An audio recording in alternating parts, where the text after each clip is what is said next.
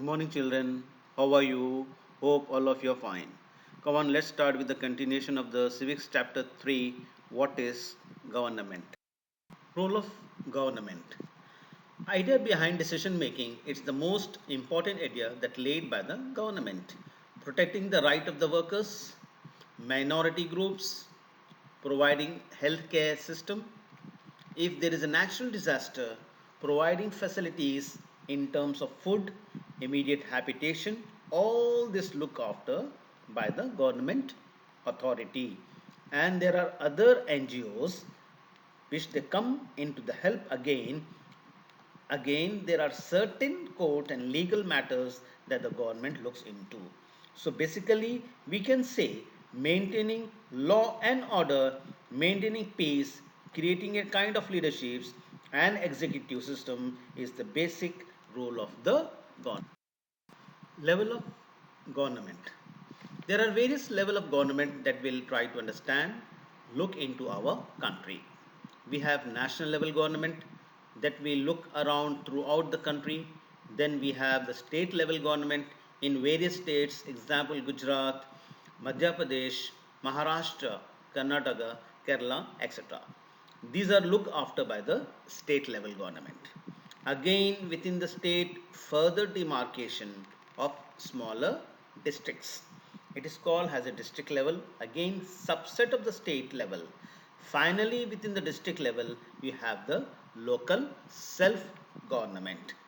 This local level further divided as urban and rural. So we have major rural and urban centers which comes under the local level government. So these are the various level.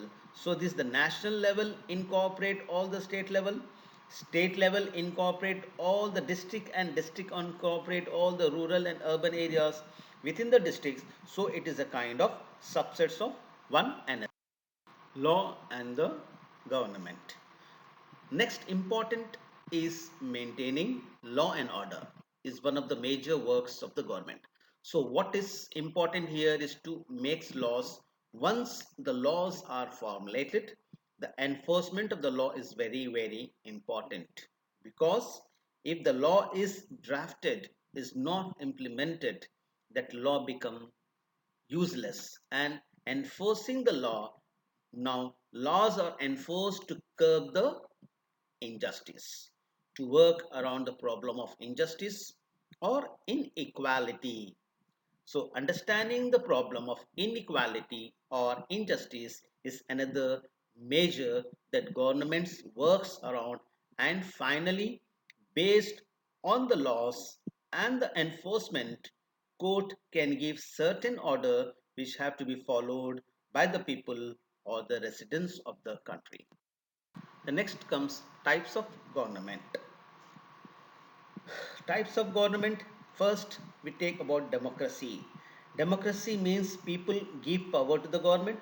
So it government of the people, for the people, and by the people. This is the basic definition of democracy. We have the government explain each and every action to the people, so it's the people's government. So common act under democracy for nowadays that is popular is the RTI. RTI is Right to Information Act. Government explaining each and every act to the people through art. The next is monarchy. Monarchy where you have king, queen, or a small group of people who come to power, they make the decision. So once they come to power, they don't explain or defend their actions, they give the order. Those are to be followed by the common man. The ordinary people, the common man, follow the order of the monarch, king, queen, or small group of people who elect it. But in monarchy, ordinary man cannot question the king nor defend the action they are doing. They can do as per the choice. They need not explain to a ordinary man. So under aristocracy is abstract from the monarchism itself. Under aristocracy, you have noble birth, hold the hereditary titles and offices. So son of the king became so that a kind of aristocratic system which known as hereditary title. So Queen Elizabeth next can become the Queen Elizabeth II. So that's a kind of aristocracy setup. Under dictatorship, there is absolute authority.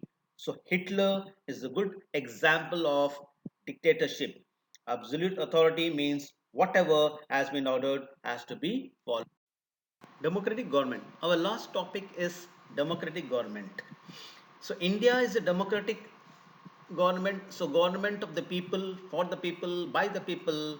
In a democratic government, people have the power to elect the leader, and leaders are answerable to the people from whom they are elected.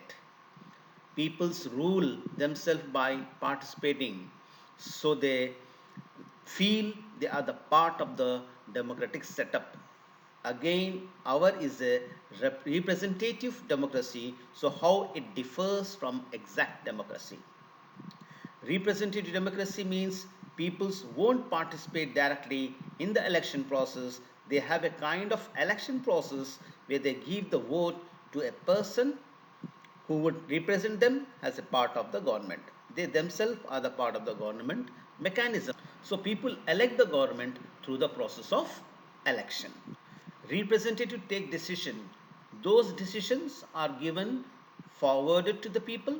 Again, one of the important aspect of democratic setup is universal adult franchise. This is all adult in the country has the right to vote. Now, what is universal adult franchise is a very important concept before 1947. There was small minority of people who were allowed to vote. Women and poor were excluded from voting, and even from the educated men given the right to vote. However, Gandhiji wrote in his journal Young India in 1931 demanded universal adult franchise, and he said, I cannot possibly bear the idea of a man who has got wealth should have right to vote, but that a man who has got good character but not wealthier literacy should have no vote, or the man who works honestly by the sweat of his brow day in and day out should not have right to vote. So therefore look forward for universal adult franchise system. Again, it was not only restricted to India. This movement of universal adult franchise was running across the globe. So we have different parts of the world where you have the similar period of independence movement that was running during the First World War. Especially, there was less representation of poor minorities and the women. Again, it was the First World War. In the First World War itself, that women came into action. They started women's suffrage movement, talk about right to the women, and ultimately led to provide rights in 1920 in United States. Women got right to vote. In 1928 in UK, there are women's got right to vote. So all this kind of movement worldwide, where there was a common movement and revolution which talk about universal adult franchise and suffrage movement. So children, that we have covered all in this chapter 3. So our chapter is completed. Inshallah, we'll meet in the next video with a new chapter.